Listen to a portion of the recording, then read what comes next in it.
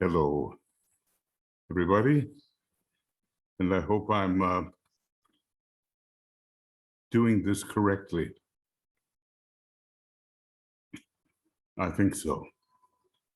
So far, it seems correct. Well, friends, I'm continuing. I hope you can get this horrible abbreviation that I've come up with. DINA, Discipleship in the New Age, version 1, section 1, and I think we're still in part 3, video commentary. So it will be a short program, I think, because, well, I have a treatise on cosmic fire continuing. I call it cosmic fire in depth, but what can I say? What is depth? Depth is what the Tibetan knows of it, and kind of a superficial skittering over the surface of the water is what we are capable of. We're skittering on the great, on the surface of the great ocean of theosophy. Let's see what it says here. That's all my favorite words, dire distress.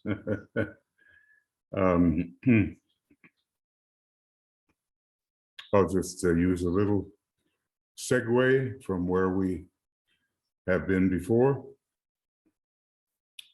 Yet at the heart of every nation lies latent the mystical soul. And eventually, and here we go, after dire struggle and distress, and why should it be, let me ask, why should it be any different for the individual human being than it is for the nation? After dire struggle and distress, all will be well. I like those words. Maybe you do too. There will always be a resolution. I really realize my image is a bit darkened here. I haven't turned on so many lights, but probably at least you'll know I'm present with you. Then he goes on and says, tendencies towards materialism, towards personality achievement must, under the larger plan and the will to good, let me say, not just our little plan and our microcosmic will to good, but the larger plan and the will to good,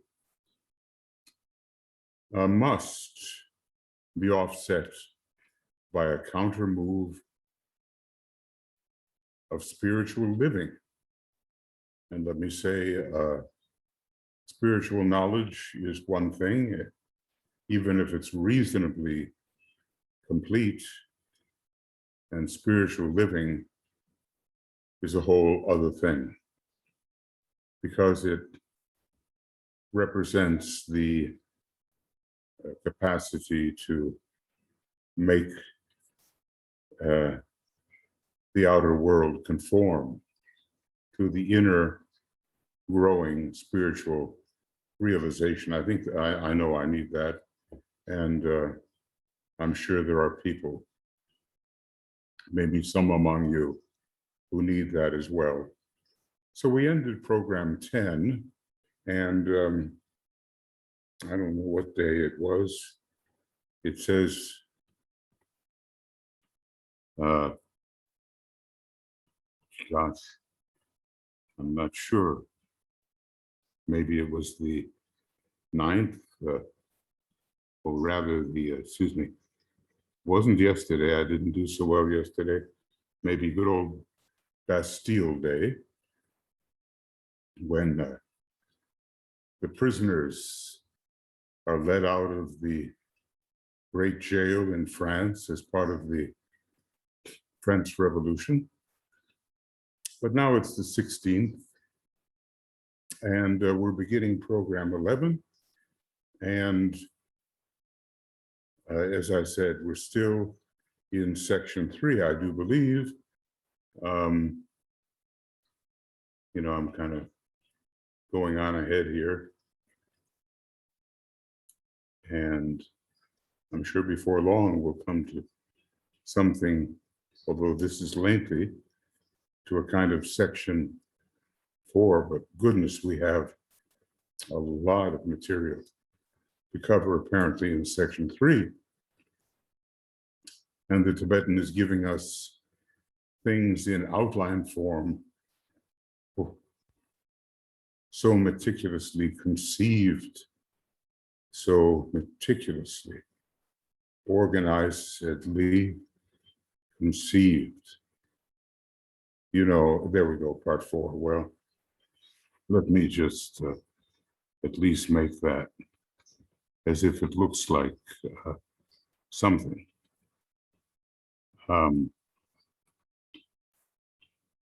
Yeah. And so we have a long way to go before we get to part 4. And as I said, I won't be using the old method of underlining so many things and making words bigger, and it just takes too much out of me and delays the time that I could be spending helping to explain things to the degree I can. So, gosh, I wonder if I could just hold on for a second.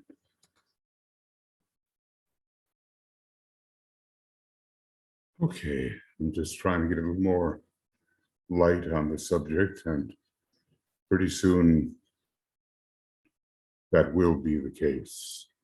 So anyway, DK goes on and says, let such working disciples, let me say those are the operative words, working disciples, that's the only real kind anyway, see to it, therefore, that their love for all beings, may I say, not just the human being, but many beings, so you begin to get the idea that love is something different than when channeled through the solar plexus center or channeled apparently through the sacral center. So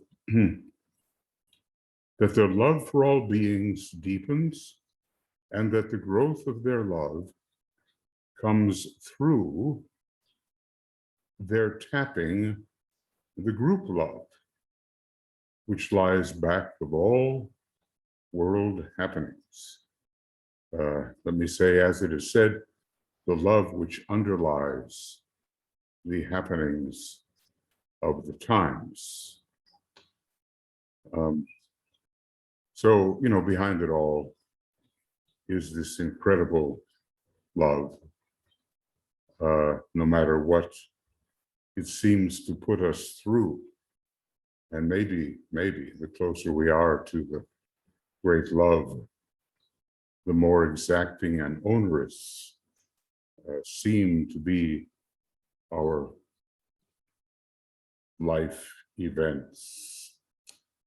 So the Tibetan goes on, my brothers, when will the time come when the world will realize that the love aspect of the logos, may I say the solar logos, I think, as it affects the human kingdom, and may I say, on a number of different planets, because each planet has its humanity. It is, after all, a stage.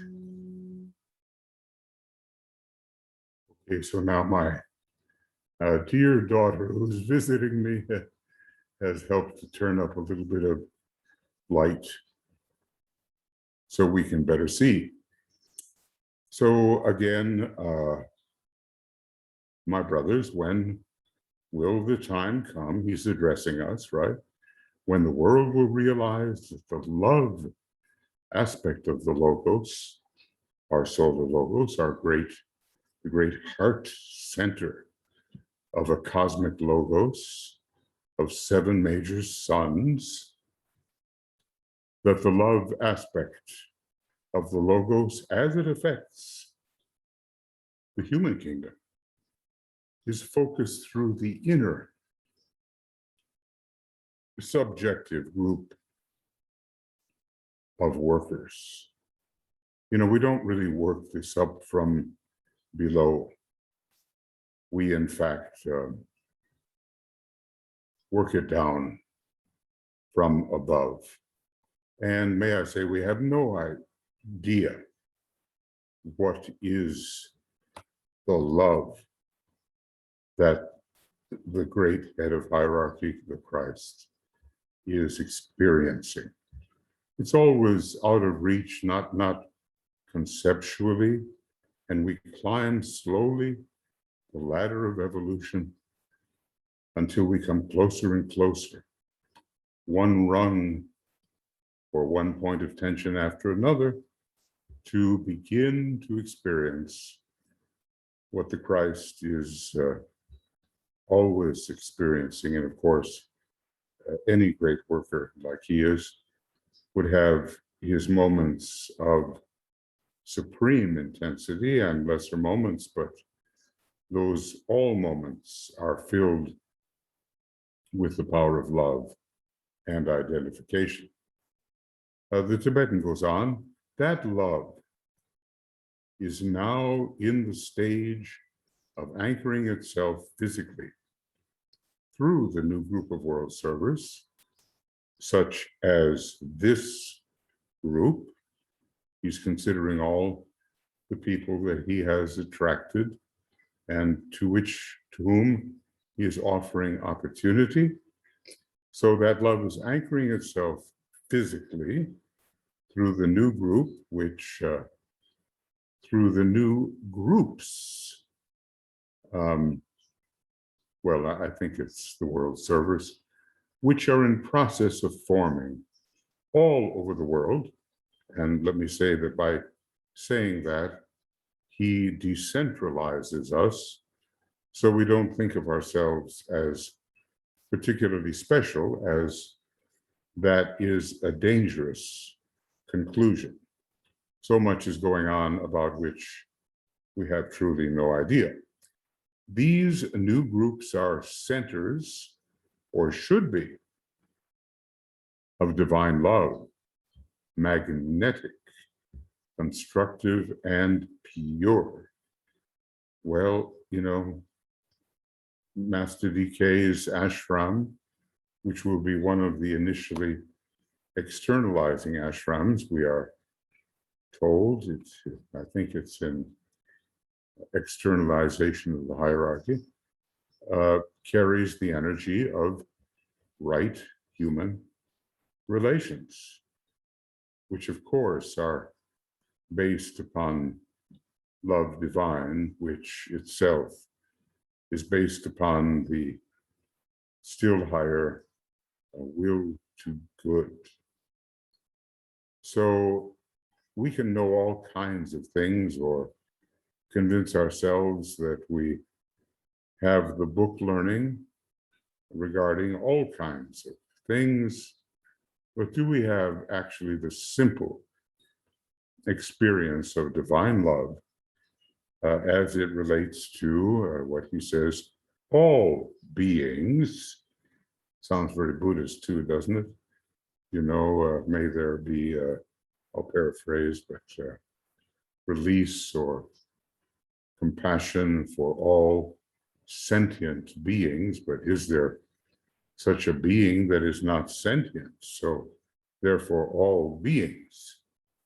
So we are joining groups where divine love, magnetic attractive, right? Constructive according to the divine plan, and pure without mixed motives. I once had a friend, still have a friend, who accused me of mixed motives. Of course, I protested, but it's almost impossible at our particular stage not to have mixed motives, some of which still are aimed at the aggrandizement of the personality, magnetic, constructive, and pure. Okay, makes me want to, I'm just outlining a few things. So DK goes on, you can distinguish, right, between what I'm saying, between the lines, between the sentences, and what he is saying. I'm just doing a little connecting and elaborating, trying to draw the sphere of knowledge a little tighter, a little more into an integrated condition. Imagine having, as Master DK has, a truly integrated sphere of knowledge and divine love really working in our consciousness, so that we would then have, as it is said, the mind as it is in Christ.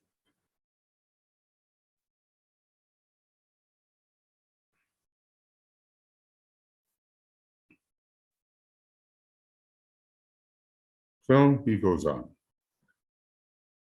See to it, therefore, that your conformity, there's a good old Saturn, that your conformity to the requirement is met in the measure of your physical strength.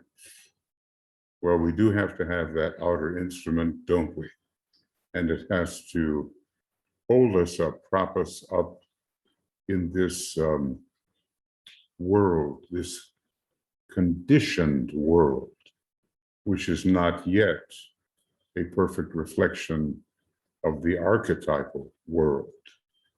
The conditioning is Saturnian, the archetypal world is Uranian. Even if we simply compare the dense physical body and the etheric body, right there we see the dramatic outworking between Saturn, the physical body, and under Ray 3 generically, and then Uranus ruling the planetary ethers, even as it rules the cosmic ethers. As long as I'm on a little tangent here, obviously, it's Saturn that rules the lower 18 subplanes. Then there's the transitional 3 subplanes, where Venus is very important.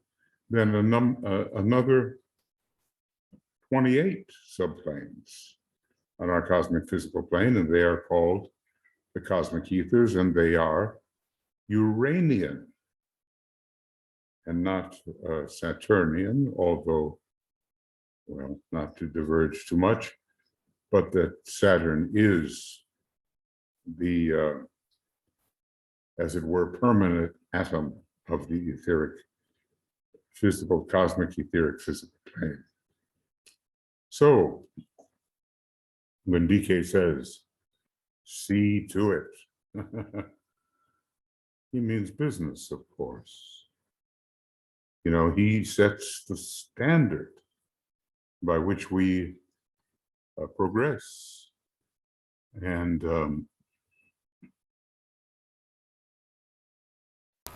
I'm turning on the original sound. I don't know whether that will be helpful, perhaps.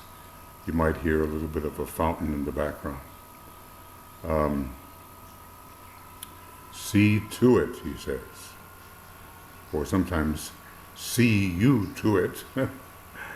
Therefore, that your conformity, Saturn, to the requirement is met in the measure of your physical strength. Obviously, if the outer instrument is failing, and I have experience with this, being almost 80 here, you just can't hold up on the physical plane what you used to be able to do, but okay. DK has an answer for that. He talked to a bedridden person, I'm not there yet, but okay, a bedridden person, and he said, look, I know you suffer over your condition, I'm paraphrasing here, but you, from your condition, can work with equal strength compared to those who have much more flexibility, mobility, outer strength. So it was encouragement. I've never seen Master DK present anything that could be ultimately considered discouraging. He may be very direct, but it's meant as an encouragement. And I hope that as you read and identify with the various disciples, that you feel that encouragement, as I do in my better moments. So anyway, see to it, therefore, that your conformity to the requirement is met in the measure of your physical strength, and bearing ever in mind, and this is a good one, that you are equal to more effort and to greater strain than ever before. Well, he's a nice second-rate master, but he's not calling for an easy life. He, I think in his work, had so much devotion. There's this story about his zeal, which is over the top. Even so that he ran into a doorway, they say, and smashed his nose. I don't know. But a zealous master, yet on the great second ray. And he has said to Roberto Assagioli, the second ray gives you the will, or like tempered steel. Well, okay, first ray mind, yes, but the second ray is giving you a will like tempered steel, means you subject the instrument to the hot and to the cold, and you function appropriately in either situation. So if the master says, I feel the zeal rising, I have to be careful, bear in mind that you are equal to more effort and to greater strain than ever before, what kind of reaction or response is it eliciting from us? Do we want peacefulness in the lower sense of the word? Or are we willing to go along with the suggestions of Master DK? So let's make sure that you are seeing what I'm supposed to be reading here. Okay. This experiment, he says, which I have instituted, that means, of course, to start, and to which you have voluntarily and willingly submitted yourselves, is one undertaken for group purposes. Now, okay, let's just say he did not, as in the War of 1812, come alongside an American ship and take the sailors and impress them into service, meaning force them. There is no force.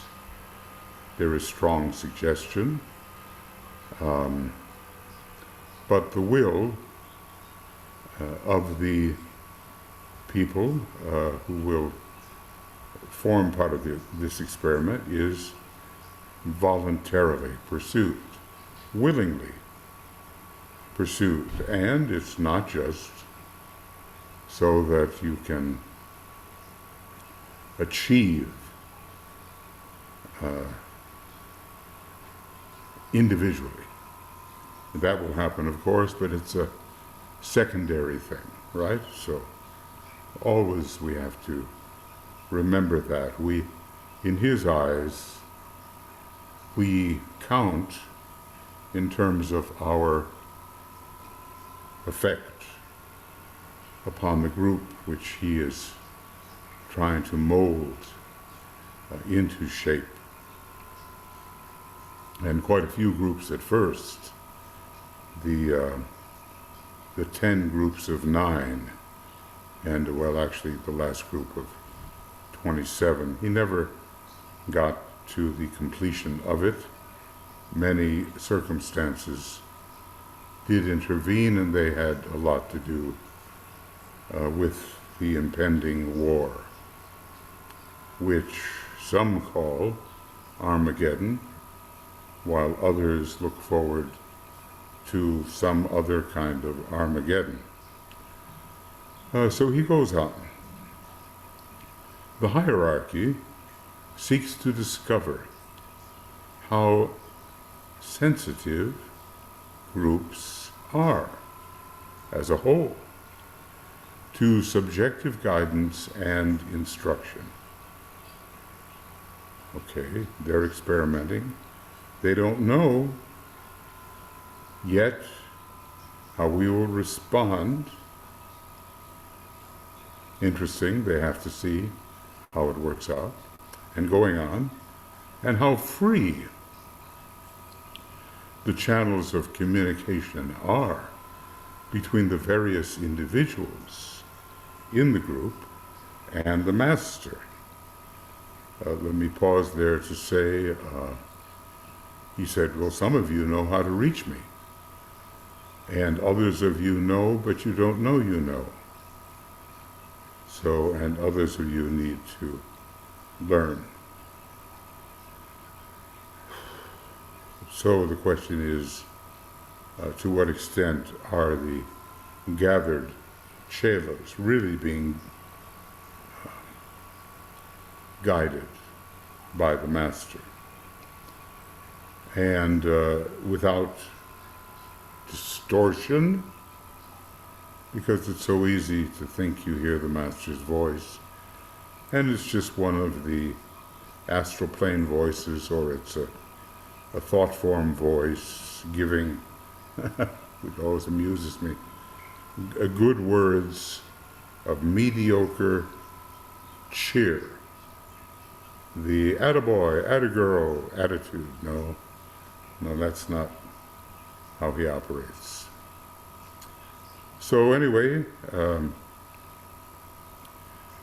he says they're trying to find out how free the channels of communication are between the various individuals in the group and the master, and between the various groups within the ashram of a master. And right there if I may say,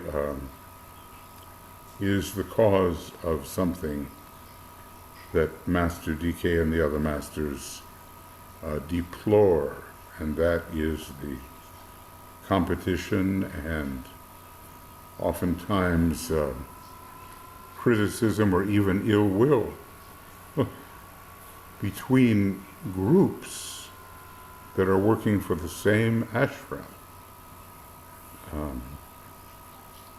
And I can take it further when we think of the big ashram with Madame Rurik, for all the good she has done, suspecting Alice Bailey of communicating with some master of materialism and not even realizing she had the very master with whom Alice was communicating right in her, in a photograph in her museum. So it's a big job that Christ is facing, because there are so many opportunities to jump to the wrong conclusions or to be somehow misguided. Okay. How sensitive are the groups to the inner guidance, the inner subjective guidance and instruction? And are the channels of communication between the individuals in the group and the master really clear and not full of distortion? How will we know? Well, we have to experiment, just the way they've experimented. So DK goes on. A master's group of disciples upon the inner side of life, and let me add, a much bigger inner group than outer group.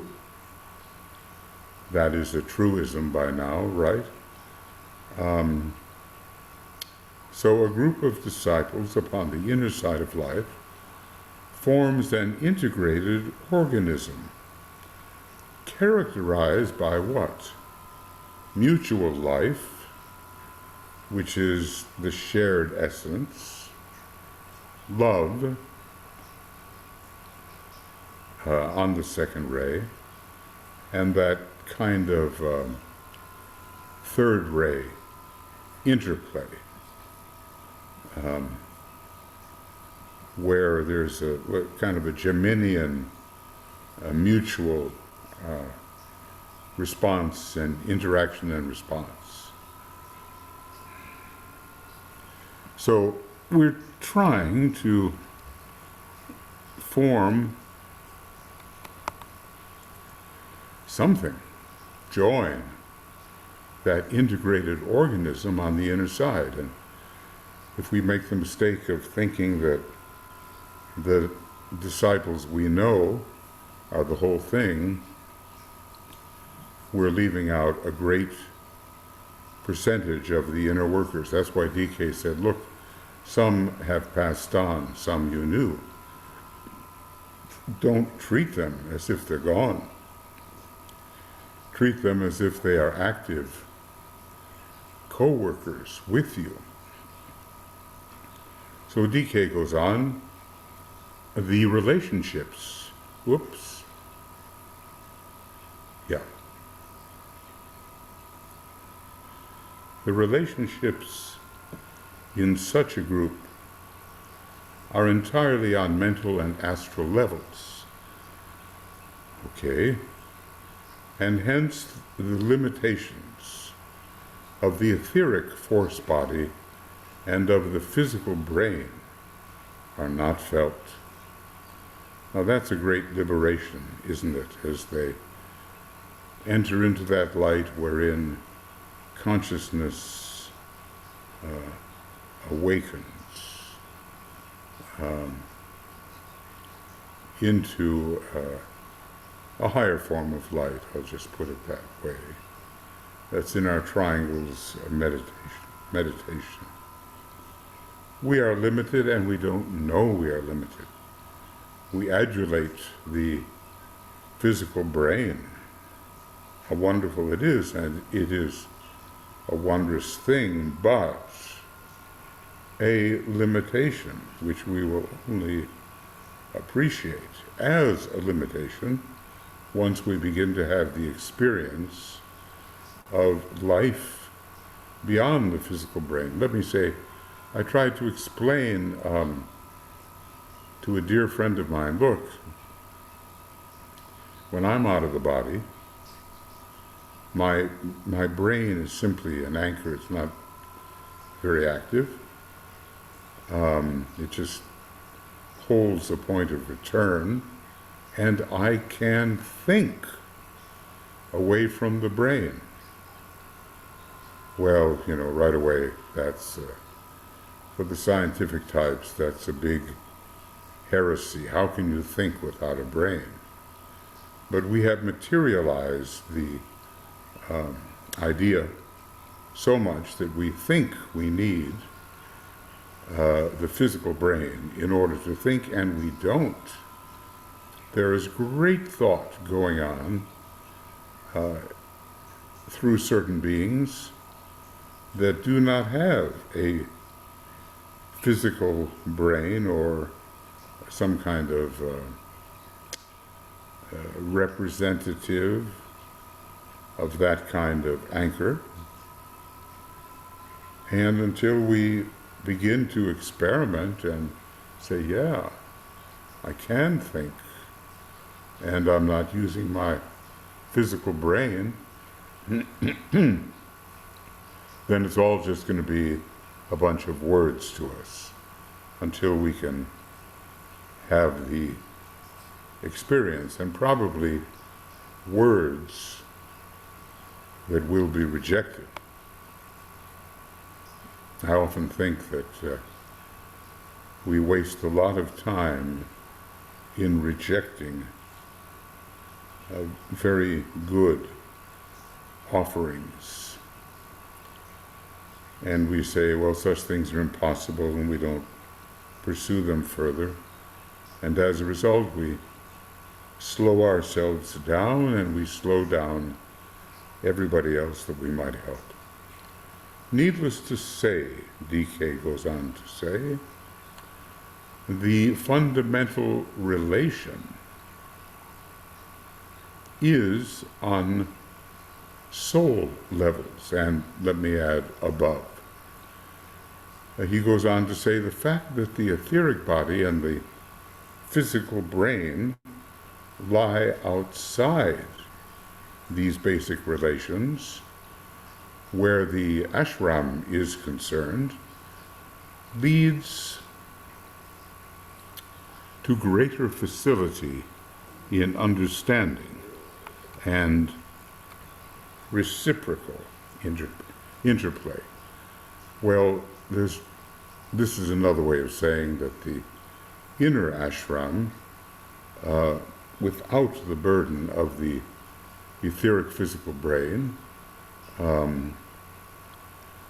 has much greater understanding and interplay of a productive kind than we can have when burdened by that concretion we call the physical brain, and the result of it, the concrete mind.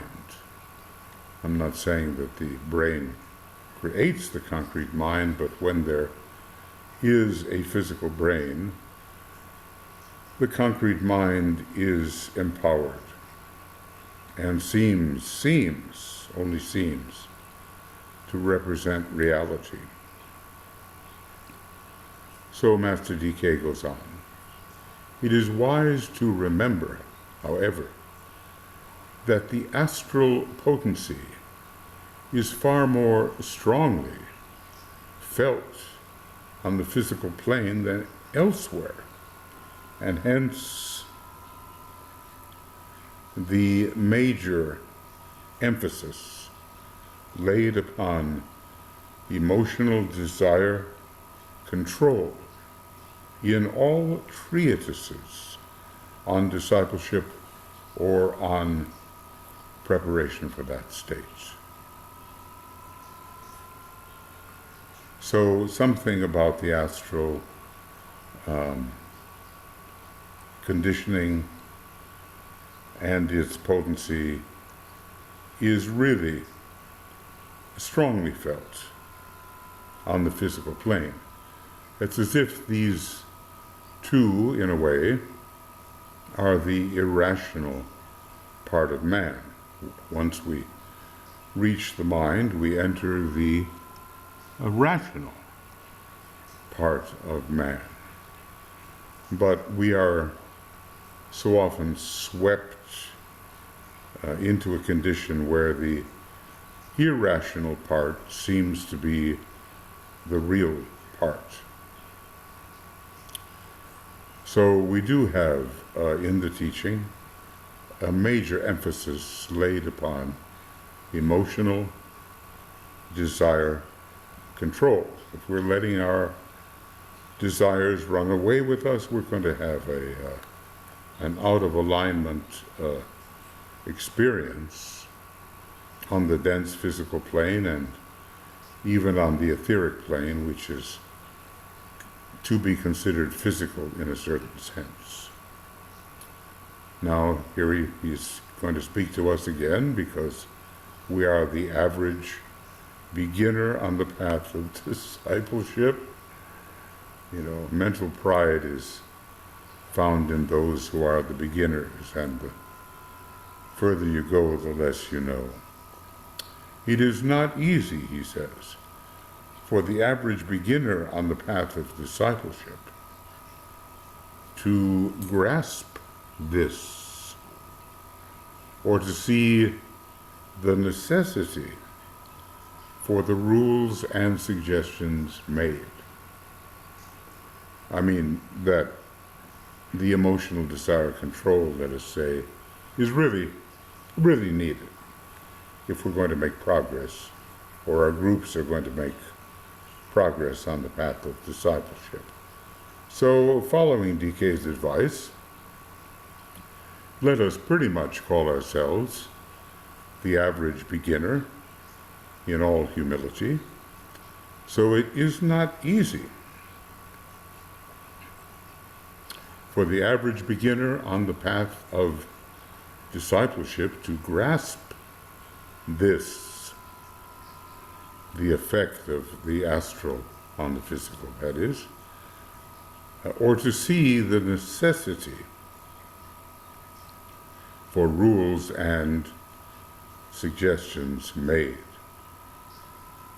Well, that's a big thing. At first you might accept the rules and say, well, here are the rules, but they tend to grind on and to rub some people the wrong way. Why do I have to follow these things? I'm getting tired of this tedious following of the rules laid down by the master, some might say. For some people, DK says, to conform to rule and discipline is not easy unless it is entirely self-initiated. Well, who would those people be, Kind of first-rate types and strongly affected by Leo, which is the sign, in many ways, of self-determination. DK goes on. The suggestions, he says, which I make to you, my brothers, and let me say, whether men or women, he addresses them as my brothers, go on, are only suggestions, but it is surely the part of wisdom to follow them as long as you have voluntarily put yourselves under my tuition. It's like, we would say, yes, Master, you're my teacher, but then he offers his guidance and his suggestions, and we don't follow it. And along the way, of those some 50 or 51 ingathered disciples, there were many who just didn't do what he said. Now, we might say to ourselves, oh, but I would have followed every word scrupulously and applied every word. But you never know, because the pressure was great, and we always knew that DK was looking in and seeing, well, not making a big deal out of it, but seeing whether we did the work or didn't. And DK said basically, you will know who you are. If you've done the work, you will know who you are. If you have not done the work, you will know who you are. Now, so often he's repeating this issue. And maybe Master Moria would, on the first ray, handle it differently, but DK says, you are subjected to no compulsion. Nobody's forcing you. This is accepted voluntarily and willingly, and you did make the choice to accept. And he might say, and I cannot accept you unless you accept my tutelage, my tuition. Sometimes the word tuition means how much you pay for college or something, but this is different. Tuition means the program of teaching. Now he's talking about how you've entered under free will and choice. And you've said, yes, I will work under this master. And then how foolish it would be just to say, well, I don't want to do my homework this month. It would, slow the whole group down. And it's not so inconceivable because, as I say, time wears on and people do get tired, in some cases, of the same old thing. Now, when you're presented with the same words, the same sequence, you can make it other than the same old thing. It doesn't have to be just a repetition of the concrete mind. You can always see something new. Anyway, he's looking at the kinds of disciples that there are from his experience. They've joined because of free will and free choice. They are subjected to no compulsion. Some among those who join,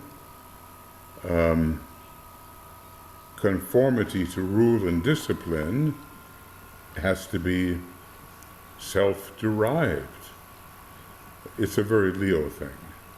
I subject myself to the discipline. I don't need the master to do that for me. I'll do it myself.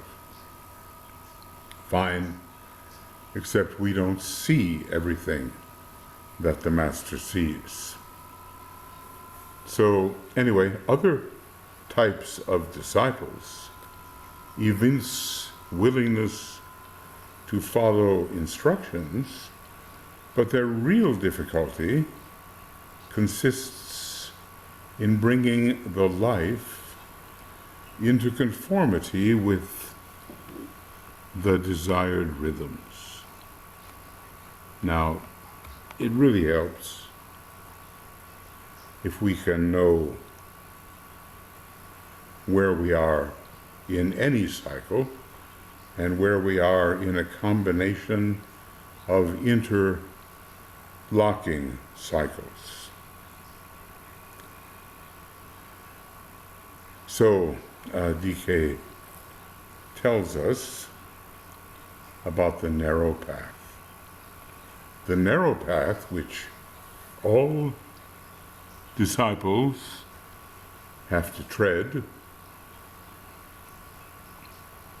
all disciples, requires obedience to the ancient rules for disciples. Now right there you get into trouble with occult obedience and the dislike of occult obedience rendered by the average contrary personality.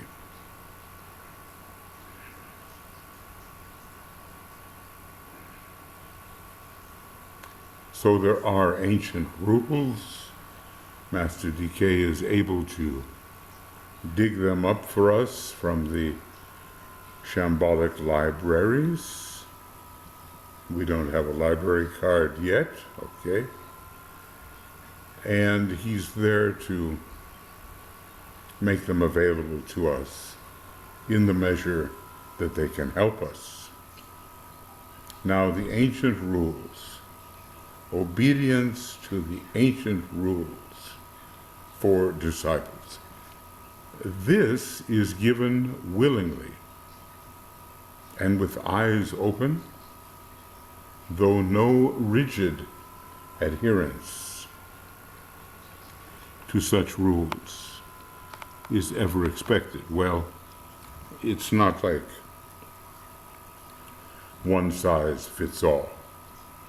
The general idea is given by the rule, but you make your own adaptation.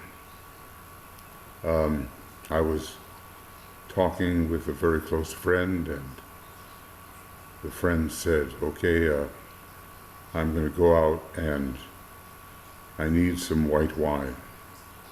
Okay, well, let's not be fanatic. And I said, maybe somewhat fanatically, read Rule 6, where Rule 6 in initiation and human and solar, and you may not find yourself going out to buy the white wine, which otherwise you might use as simply a relaxant and so forth. It's just so specific about fermented liquors and so forth. Well, was I wrong to mention it? I was certainly not for a moment there in good graces. The individual said to me, you don't need to lecture me. Well, that's my problem sometimes. I'm a little bit hectoring, and sometimes say the unpleasant thing, even if I myself, maybe especially if I myself, would have difficulty carrying it out. In this particular case, no. The disciple, says the Tibetan, rose through intelligently adapting his life, let me say, through third-ray methods, intelligently adapting his life to these requirements as far as is reasonably possible, and let me add, without being a total fanatic and distressing the people that are around you. The disciple grows through intelligently adapting his life to these requirements as far as is reasonably possible, let me say, because we are enjoined to use our reason with accuracy and not just say, oh, the mind, it's a low thing with its reasoning, I'm not going to bother with it. Intuition will tell me what is true. Well, maybe it will, but maybe your mind might reveal to you when you are simply fooling yourself. And of course, that's quite a discovery for any of us. So anyway, the disciple grows through intelligently adapting his life to these requirements. Well, what is a requirement? Pretty much saying you cannot achieve the state you want unless you fulfill certain requirements, certain things that must be done, and if they're not done, it doesn't happen for you until you wake up and you find a way to make it happen for you, and then you probably look at it closely and see, well, if I had tried to fulfill the requirement or requirements in the beginning, the whole arrival process would have been much smoother. So here we are adapting to these requirements, but within reason, so as not to be what DK calls the unintelligent fanatic. DK says, we don't waste our time, I'm paraphrasing, keeping the company of unintelligent fanatics. And we progress, he goes on to say, not by adapting the requirements to his life. It's quite the opposite. It's adapting the life to the requirements. Going on. Flexibility within certain limits is always needed.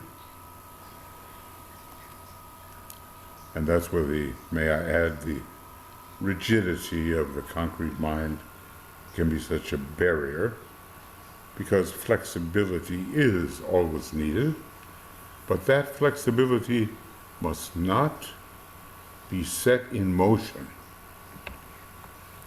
by any personality inertia or mental questioning. I had an experience the other night. Well, we have two beautiful cats, and they love to escape without their identification, which is very dangerous, and one of them, who is normally such a sweet, wonderful cat, pulled an escape act. And there I am struggling with this, because sometimes my breathing makes it difficult to get to the top of the stairs, and I said, okay, the cat has escaped. I don't know whether the cat is waiting for someone to let him in, or where is he? And I struggled with myself. I struggled with personality inertia. There I was. I could have tried to go back to sleep, such as sleep was. I could have said, is it really worth it? The cat will be back in the morning. Oh, so after all that, about 3:30 in the middle of the night, I overcame personality inertia. And I said, regardless of how difficult it is to get back up the stairs, I'm going down. And to my disappointment, as I went down and checked outside, there was just no cat. and all the places that I thought that cat might be, it just wasn't, and I could barely walk to take care of that. So what I did, I'll tell you in just a moment. Well, where was I? I was being reminded that you have to eat to live. I've kind of lost my appetite for many things, but the point is I decided, hey, I'm going down. And to my disappointment, just no cat. No matter what door I tried or calling out the name of the cat and hoping for the best. But, okay, I had overcome personality inertia.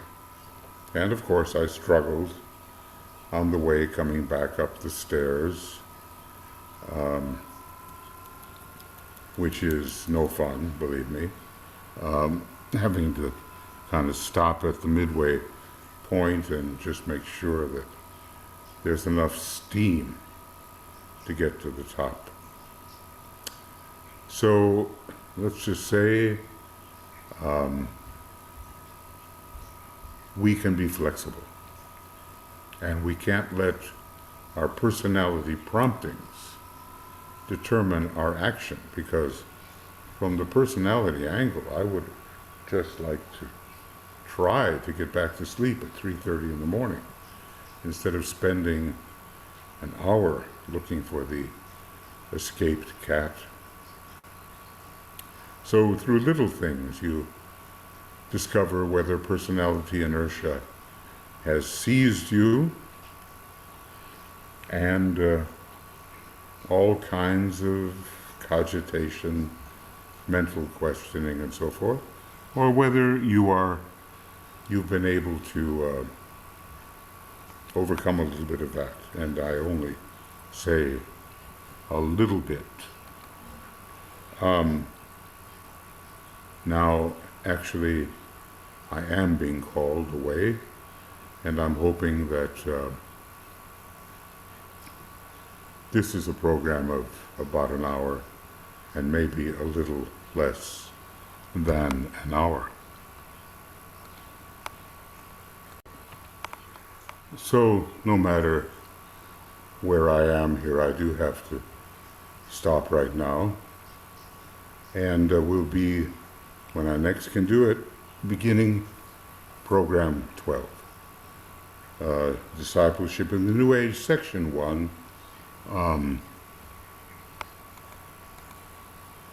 or volume 1 rather, section 1, still with part 3, video commentary, and what we've done up till now is just move a few pages, and I've told you the story of the personality and the cat. You live with the guilt of possibly that beautiful, wonderful, lovely, loving cat disappearing because it has no identification, whether the foxes get it or the eagles get it or gets hit by a car or whatever, or whether you drag yourself into doing the right thing, or drag your not self, and then starting knowing that you'll either satisfied or dissatisfied, you will have to start up the stairs one more time. So we'll continue here as much as possible, and I'm wishing you all, and Tuya with me, and all the members of the communications team of BL, and Michael Stacy and Joe Waltz and Michael Crow and others, wishing you lots of love and many blessings as you absorb with all seriousness the wonderful words of the Tibetan, and hopefully a few words of mine which may expand and deepen the field of knowledge. Okay, coming back then later to all this. We'll see you soon.